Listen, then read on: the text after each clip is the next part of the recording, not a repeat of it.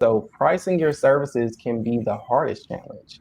A lot of times when we have that spark or we have that idea, we're not necessarily thinking about the overall value versus what we feel about it, right? So when we feel about our services, we want to do the thing, right? But how much does it cost you, right?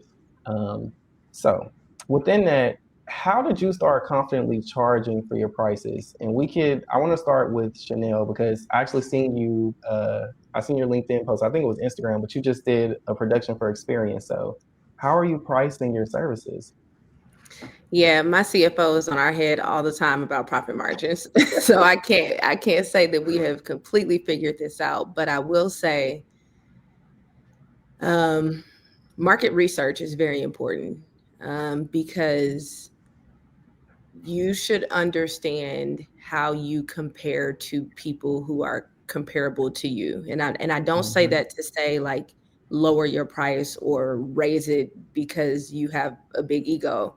I think you genuinely look at the value of what your product is and what you're servicing people, and the value of that you feel is comparable to what other people are priced at, and then you grow from there. I think when we first started, because we kind of jumped in head first and didn't do a ton of like market valuations, and we didn't go and shop competitors and see like, oh, what are people, and then how much is it going to cost me to then, because when you think about marketing, I don't think people understand how many roles it takes to do a thing. Yep. Like, Yeah, for as a sure. marketing person, I am a creative, but I'm not skilled in Adobe to be the person that's doing what Mike can do.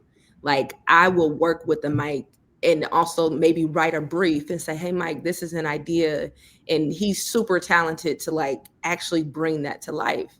And Yeah. so there are multiple roles when you talk about quality of a project, that you have to consider collaboration of so many different people. And so you need to take time to put that team of people together that it takes you to do a thing.